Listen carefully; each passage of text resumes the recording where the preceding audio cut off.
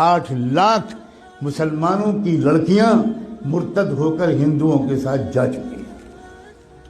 RSS نے ایک بہت بڑی ٹیم تیار کی ہے جو اپنے ہندو نوجوانوں کو 3 یا 6 مہینے کی ٹریننگ دیتے ہیں، اردو زبان بہترین لکھنوی زبان سکھاتے ہیں، تشریف رکھیے، کیسے مزاج ہیں، کیا حال ہے، خیریت ہے، آپ کی دعائیں ہیں، یہ الفاظ سکھاتے ہیں، اور الحمدللہ، انشاءاللہ، ماشاءاللہ، انا للہ، یہ سب سکھاتے ہیں، اور اپنے نوجوان لڑکوں کو یہ سکھا کر کہتے ہیں اب تم مسلم لڑکیوں کو پھنساؤ، اور یہ بھی کہتے ہیں کہ ایک لڑکا اگر کسی مسلم لڑکی کو اس نے مرتد کر لیا تو 2.5 لاکھ کا چیک تو اسی وقت ملے گا، ذاتی مکان اس کے نام کا ہم دیں گے، اور جاب دیں گے، 3 چیزیں دیں گے۔ بے روزگاری کے اس دور میں جس میں کہ کوئی جاب مل ہی نہیں رہا ہمارے نوجوانوں کو، وہ نوجوان، وہی غیر مسلم نوجوان سوچتے ہیں کہ بھئی دونوں ہاتھ میں لڈو ہیں، ہم تو ایک لڑکی کو اپنا بھی لیں گے، اس کو ادھرم بھی بنا دیں گے، اور پھر 2.5 لاکھ کا چیک بھی ملے گا، ذاتی مکان بھی ملے گا، اور اس کے بعد جاب بھی ملے گا۔ کتنا سستا سودا ہے۔ کسی ہندو لڑکی کے ساتھ اگر شادی کرنا ہو تو مصیبت ہے، وہ تلک اور وہ جہیز اور وہ رسمیں اور وہ مسائل، اتنی مصیبت ہے۔ یہاں تو ہم کو مفت میں لڑکی مل رہی ہے، بلکہ لڑکی کے بدلے پتہ نہیں کیا کیا مل رہا ہے۔ اس مہم پر لگ گئے ہیں کروڑوں نوجوان، لیکن ہم سو رہے ہیں۔ اللہ جانے کون سا کوڑا ہمیں چاہیے اللہ کا، کون سا درہ چاہیے، کون سا تماچا چاہیے، کون سا عذاب چاہیے ہمارے جاگنے کے لیے۔ میں نے آیت پڑھی تھی، یہ جو اس وقت کا مسئلہ گناہوں کا نہیں ہے، اس وقت کا اصل مسئلہ ارتداد کا ہے۔ ہمارا ایمان چھیننے کے لیے بلینز آف ڈالرز کے فنڈ ایلوکیٹ کیے گئے ہیں۔ ان پیسوں کا صرف ایک استعمال ہے، مسلمانوں کی جان اور مال لوٹنا۔ یہ بہت چھوٹا کام ہے۔ اب جو کام ہے وہ یہ کہ ایمان چھینو ان سے، ڈراؤ دھمکاؤ بھی، لالچ بھی دو۔ ڈرانا دھمکانا بھی اپنے پچھلے 1 ہفتے میں خوب سن لیا، اور لالچ دینے کی بات اگر نہ سنا ہو اور کانوں میں روئی ٹھوسی ہوئی ہو تو آج تو میں کم سے کم آپ کو بتا رہا ہوں، اب تو جاگ جاؤ۔ اپنے بچوں اور بچیوں کو کہاں پڑھوانا ہے اور کہاں نہیں پڑھوانا ابھی بھی سمجھ میں نہیں آئے گا۔ اکبر الہ آبادی جو الہ آباد ہائی کورٹ کے جج تھے، انہوں نے شعر کہا تھا، وہ کوئی مولانا نہیں تھے، وہ کوئی حاجی صاحب اور حافظ قرآن نہیں تھے، انگریزوں کے زمانے میں ہائی کورٹ کے جج تھے۔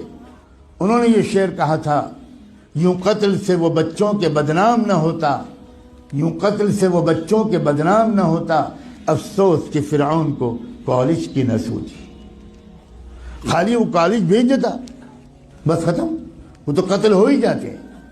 اپنے ادارے قائم کرنا، اپنے اداروں میں اپنے بچوں اور بچیوں کو پڑھوانا اسلامی تہذیب کے ساتھ۔ میں بالکل نہیں کہتا کہ آپ نہ پڑھوائیں، لیکن میں یہ ضرور کہتا ہوں کہ اس طرح پڑھوانا کہ ان کی عزت بھی لوٹے، ان کا ایمان بھی چھینے، اس طرح پڑھوانے سے بڑھ کر کوئی پاگل پن دنیا میں نہیں۔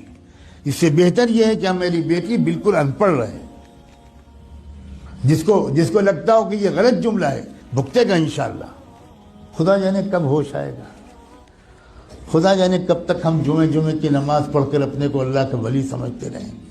ہم میں سے اکثر لوگ اپنی لڑکیوں کو کالجز میں، یونیورسٹیز میں، اسکولز میں بھیجتے ہیں، اور بالکل خبر نہیں لیتے کہ ہماری لڑکی وہاں سے سائنس پڑھ رہی ہے یا وہاں فحاشی پڑھ رہی ہے، ہماری لڑکی وہاں سے میتھمیٹک اور فزکس پڑھ رہی ہے یا وہاں سے کفر سیکھ رہی ہے، بالکل بے خبر ہے۔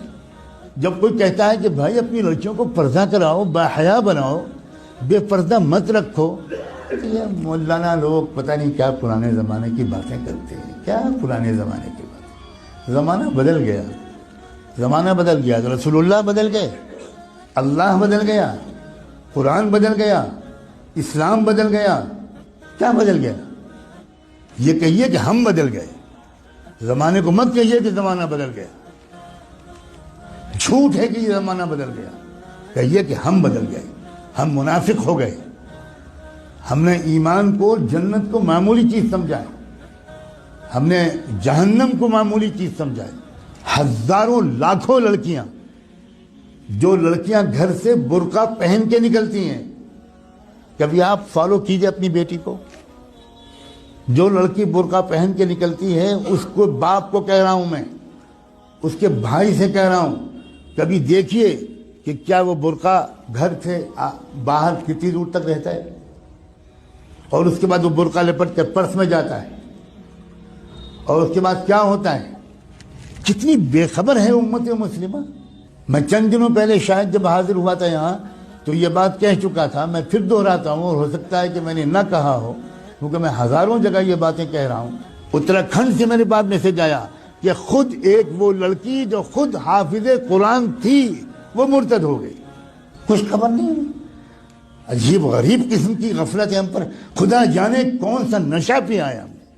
ابھی 2 روپے کھو جائیں تو نیند اڑ جاتی ہے, ابھی کوئی سودا مہنگا مل جائے 5 روپے تو حالت خراب ہو جاتی ہے, کھانا نہیں کھایا جاتا, اور ایمان چھن رہا ہے, ڈاکے پڑ رہے ہیں ایمان پر.